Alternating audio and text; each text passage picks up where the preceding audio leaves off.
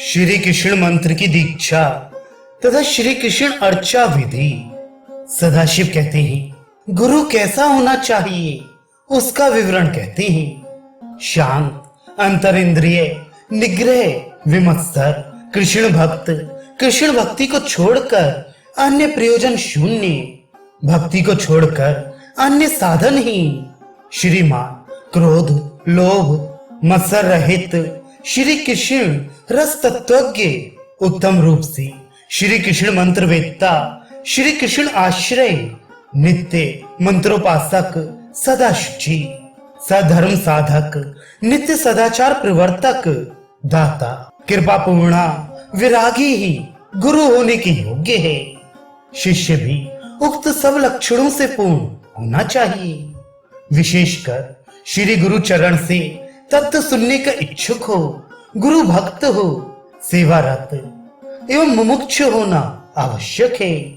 जिन गुरु की सेवा ही साक्षात भगवान की सेवा है, वेद वेदांग को जानने वाले व्यक्ति उक्त गुरु सेवा को ही मुक्ति कहते हैं।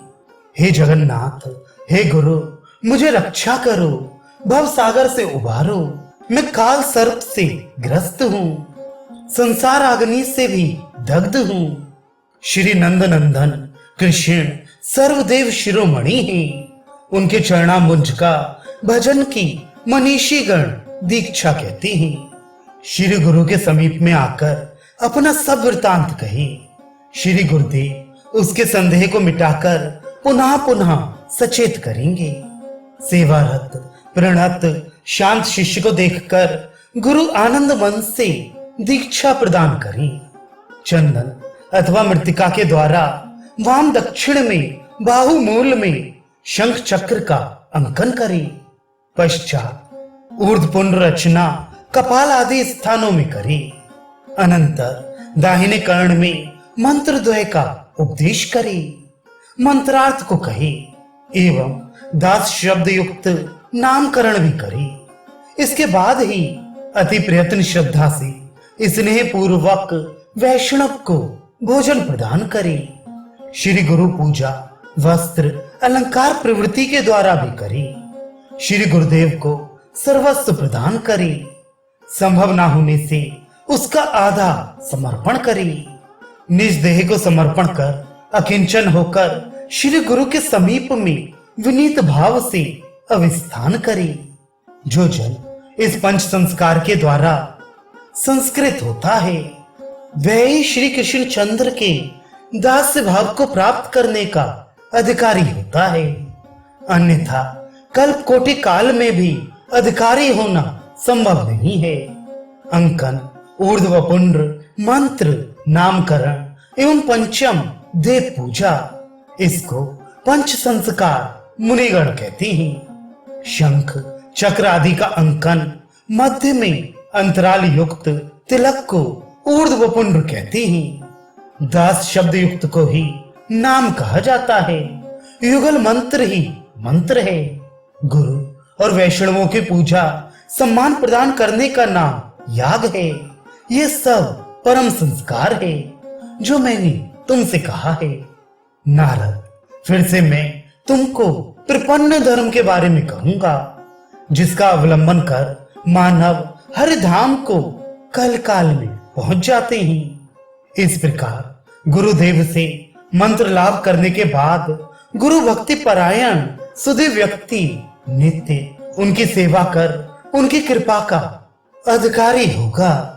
श्री गुरुदेव से सद्धर्म की शिक्षा ले, विशेषकर प्रपन्न धर्म की शिक्षा करे। ईश देव बुद्धि से नित्य वैष्णवों का संतोष कर कार्य करे। कामी व्यक्ति भोग्या स्त्री से जिस प्रकार निरंतर ताड़न भस्सन को प्राप्त कर सहन करता है, उस प्रकार वैष्णवों से भी ग्रहण करे।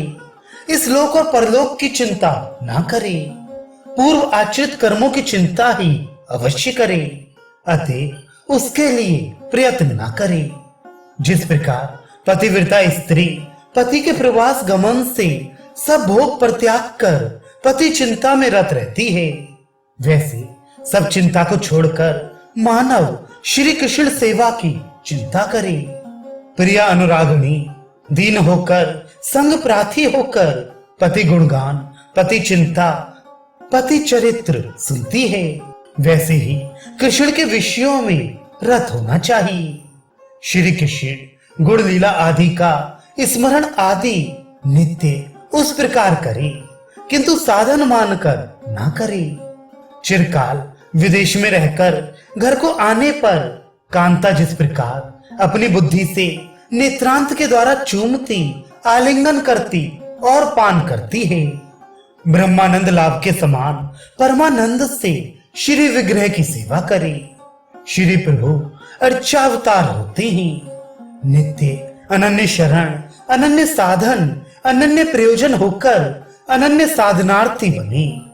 अन्य देवता की पूजा, नमस्कार, स्मरण, दर्शन, गान, निंदा आदि कभी ना करे। दूसरे की उच्छिष्ट भोजन, अवशेष धारण प्रवृत्ति ना करे। अवैष्णव के साथ वार्तालाप, वंदना आदि वर्जन करे। वैष्णवों की निंदा कभी भी ना सुखे। कर्ण वंद कर वहां से भाग जाए। सामर्थ्य होने पर निंदाकारी को दंड प्रदान करे। हे द्विज, शरीर त्याग पर्यंत व्रत लेकर चात की वृत्ति से भगवान वैष्णवों की सेवा में रत हो जाए।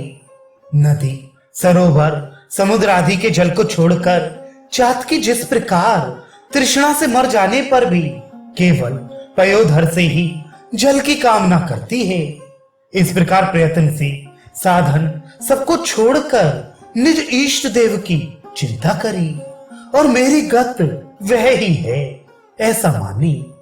इष्ट देव और इष्ट देव के संबंधी जनों के विशेषकर श्री गुरुदेव के अनुकूल्य में सदा रहे। प्रतिकूल का वर्जन सर्वदा करे। प्रपन्न जन की रक्षा प्रभु करते हैं। श्री प्रभु के इस गुण की चिंता कर विश्वास करे, मुझे भी रक्षा करेंगे, इस प्रकार दृढ़ निश्चय करे। हे नाथ, पुत्र, मित्र, ग्रह से मैं आकुल हूँ। आप दोनों प्रपन्न भय भंजन हैं। आप मेरी रक्षा करें। इस लोक और परलोक में जो भी कुछ मेरा है, मैं आज सब कुछ आप दोनों के चरणों में समर्पित करता हूँ। मैं तो सब अपराधों का आलय हूँ, निखिल साधनहीन हूँ, अगति हूँ। हे नाथ, अतः आप दोनों ही मेरी शरण हैं। हे राधिका नाथ, मैं कर्मणा मनसा वाचा तुम्हारा ही हूँ। हे कृष्ण कांते, मैं तुम्हारा ही हूँ। तुम दोनों ही मेरी गत हो। मैं शरण में आया हूँ, मैं प्रपन्न हूँ। आप दोनों करुणा निकरा कर हैं, प्रसन्न हो, दास से प्रदान करें। मैं दुष्ट हूँ, अपराधी हूँ। इस प्रकार जप कर पंचपद का पाठ प्रतिदिन करे।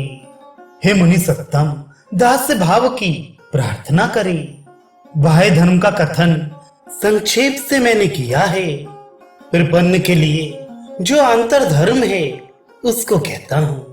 भानुनंदिनी के सखी भाव को ग्रहण कर अति यत्न से दिन रात श्री कृष्ण और राधा की अनलस भाव से सेवा करे। हे मुनि सत्तम, यही अंतर धर्म की बात मैंने कही और ये गुह्य से गुह्य है और गोपनीय से गोपनीय है। नारद मंत्र, मंत्र रहस्य, मंत्र के अंग समूह, उसका अधिकारी, अधिकारी का धर्म और मंत्र का फल भी कहा। श्री राधा कृष्ण के दास्य की अभिलाषा हो तो तुम भी इसका अनुष्ठान करो। हे विप्र, इसमें संदेह ना करो, फल प्राप्त करोगे। एक बार मात्र भी जो कहता है कि मैं प्रपन्न हूँ, मैं तुम्हारा हूँ, श्री हरि उसको निज दास से दान करते हैं। इसमें कुछ भी विचार करने की आवश्यकता नहीं है।